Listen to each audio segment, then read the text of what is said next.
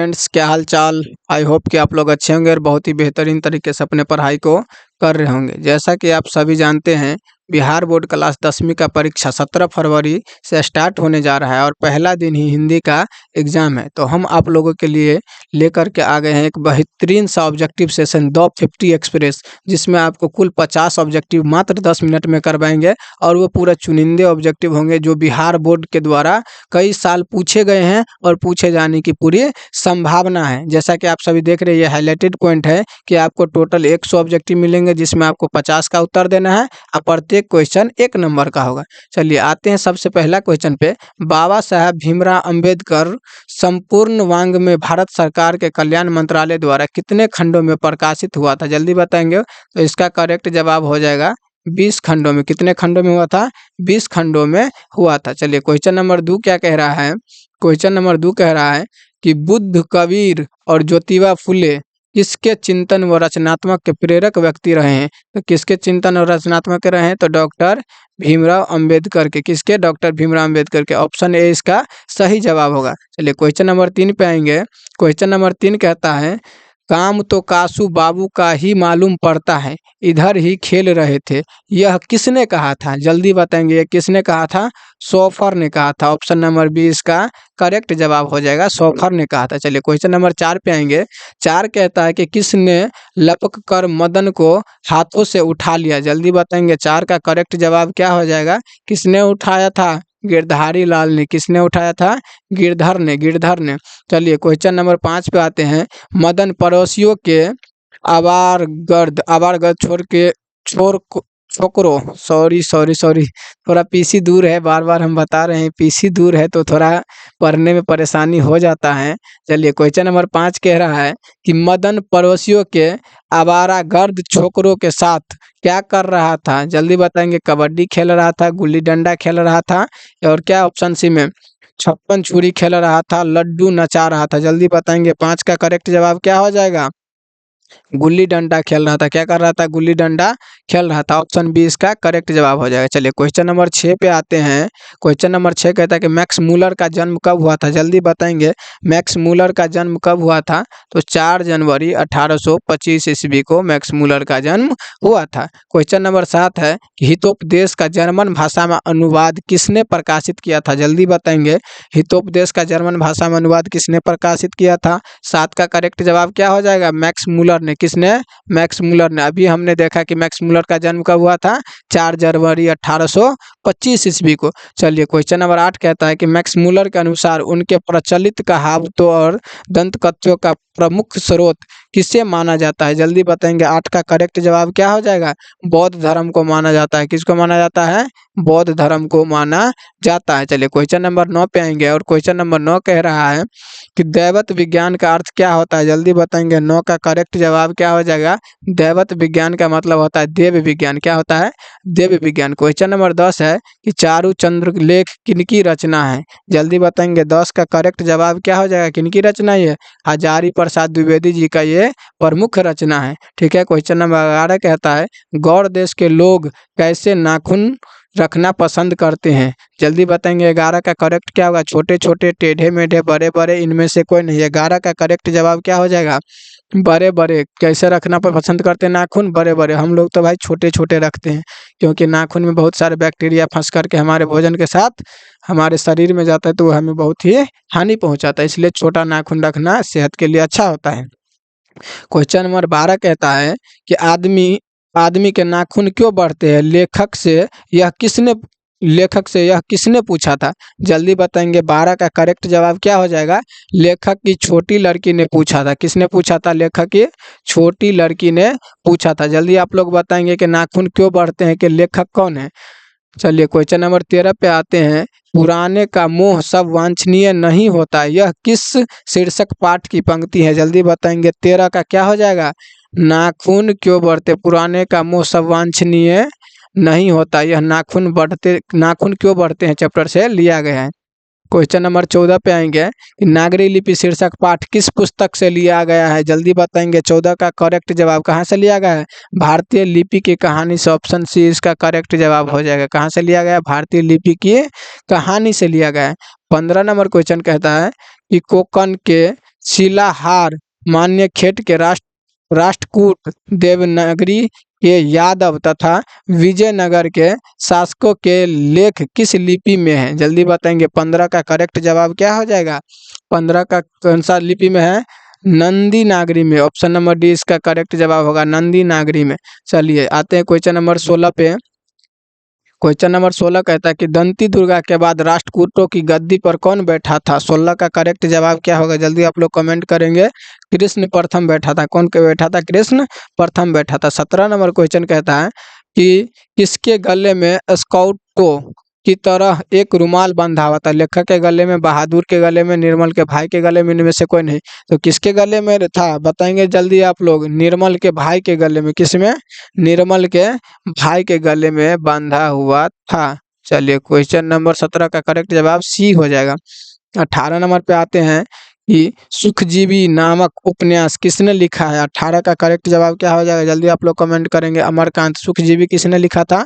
अमरकांत ने लिखा था। ऑप्शन सी इसका करेक्ट जवाब हो जाएगा। 19 नंबर क्वेश्चन पे आएंगे हम लोग। बहादुर का बाप कहाँ मारा गया था? बाढ़ में, घरेलू झगड़े में, भूकंप में, युद्ध में। जल्दी बताएंगे। 19 का करेक्ट जवाब क्या हो जाएगा? कहाँ मारा गया था? तो युद्ध में। कहाँ मारा गया था?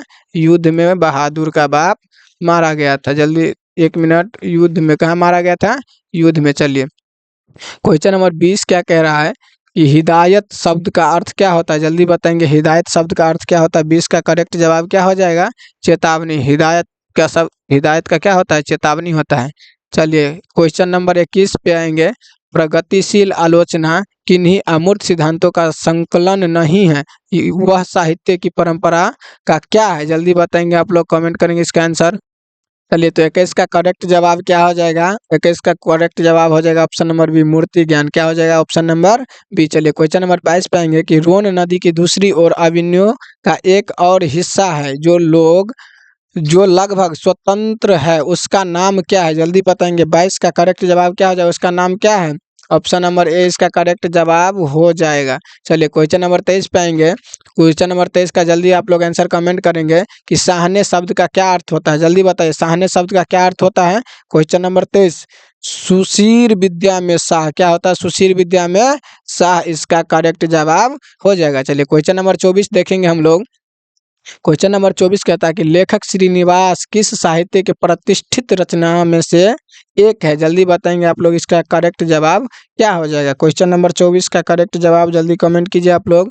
Option number A, very good. Option number A हो जाएगा कन्नड़ भाषा में। किसका? Kannada. Option number A is A correct answer. ठीक है। 1 मिनट भाई भाई भाई, ये क्या हो रहा है? ये क्या हो रहा है? अभी तो कुछ नहीं हो रहा, आगे जो होना है वो देखिए भाई साहब। क्वेश्चन नंबर 25 पे आगे हम लोग क्या है? 25 नंबर, साहित्य अकादमी ने लेखक श्रीनिवास की कहानी संकलन सन्ना कथेगुलु को किस वर्ष पुरस्कृत किया था? जल्दी बताएंगे। 25 का करेक्ट जवाब किस वर्ष? 1968 ईस्वी में। ऑप्शन नंबर 20 का करेक्ट जवाब हो जाएगा। चलिए 26 नंबर क्वेश्चन पाएंगे। तुम्हारा क्या है? माँ तुम्हारे पास गाय बैल है, पैसे है, तुम्हें क्या मैं पाल सकता हूँ, यह किसने कहा था? जल्दी बताएंगे। 26 का करेक्ट जवाब यह किसने कहा था? मगमा का बेटा ने कहा था। किसने कहा था?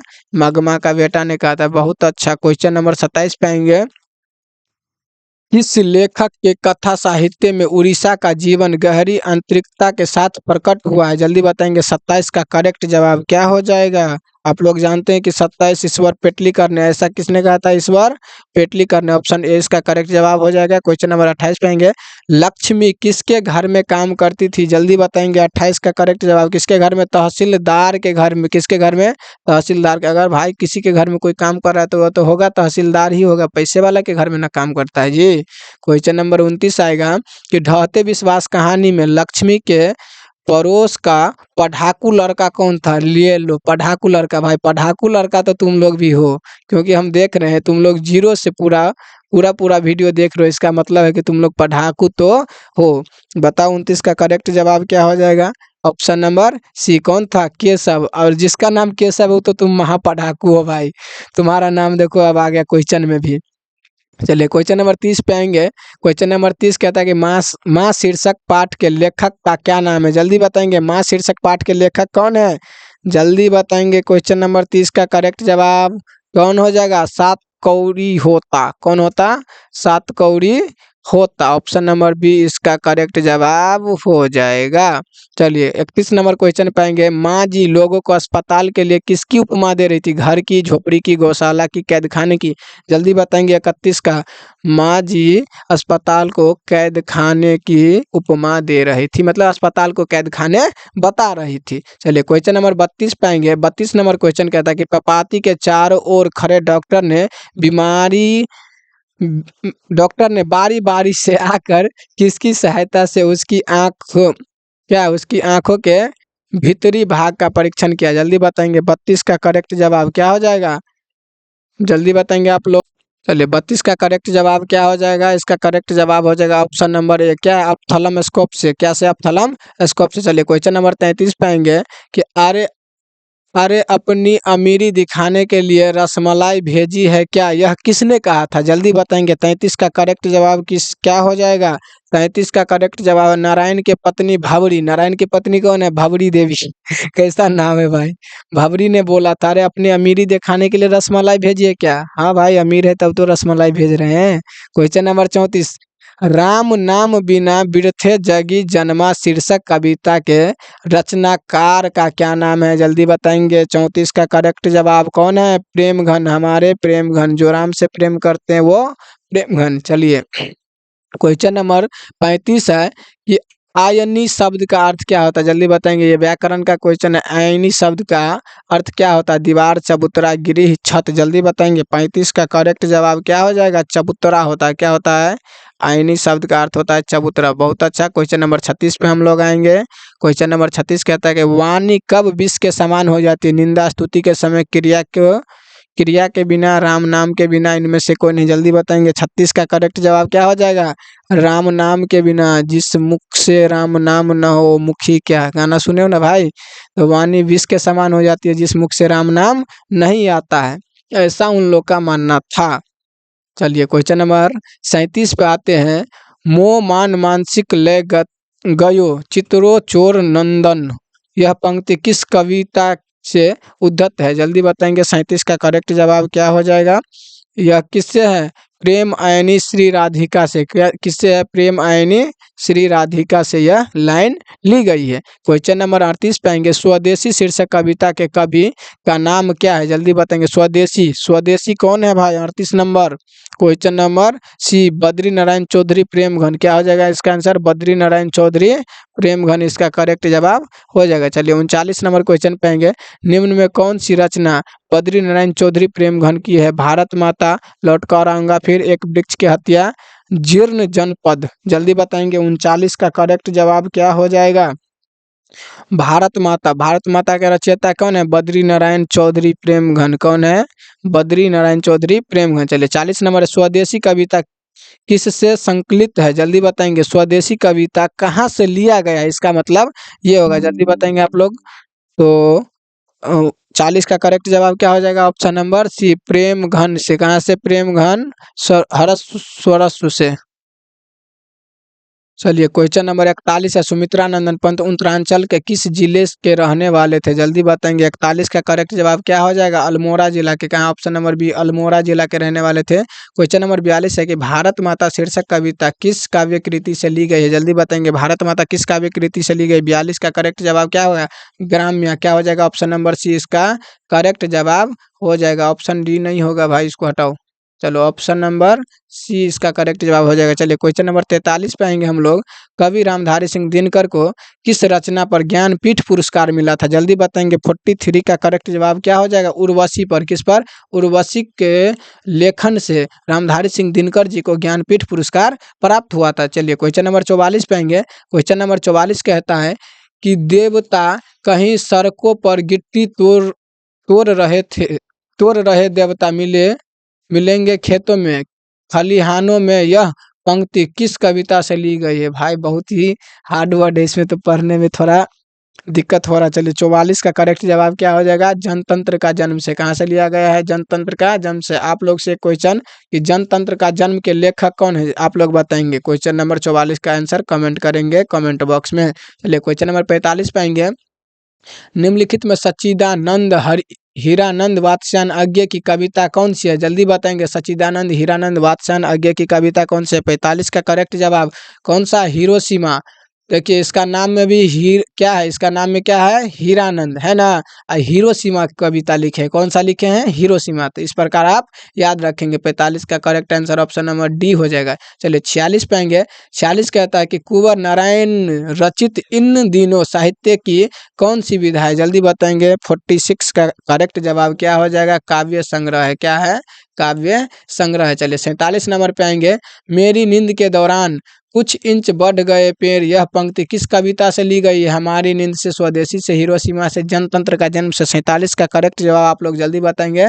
हमारी नींद कविता से ली गई है। देखिए जहाँ पे सोने का बात हो रहा है तो भाई हमारी नींद कविता से ही आएगी।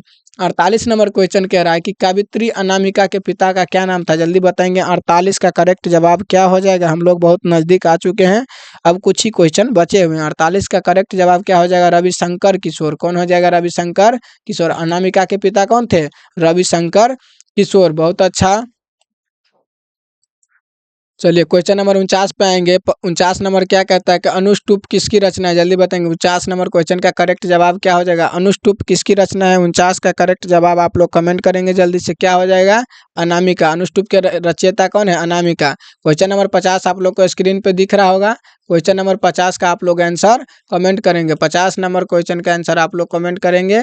बहुत अच्छा। द 50 एक्सप्रेस में आप लोगों ने पूरे 50 क्वेश्चन कर लिए हैं और इससे अगला क्वेश्चन नेक्स्ट पार्ट में हम डालेंगे। आपके परीक्षा तक आपको इतना ऑब्जेक्टिव करवा देंगे कि एक भी ऑब्जेक्टिव छूटने नहीं देंगे। इसी तरह और हमारे सेशन के साथ जुड़े रहे और अपनी बोर्ड एग्जाम की तैयारी को और भी बेहतर बनाते रहे। चलिए बहुत बहुत धन्यवाद और अपने दोस्तों को भी शेयर करें ताकि वो अच्छे से अच्छे स्कोर कर सके।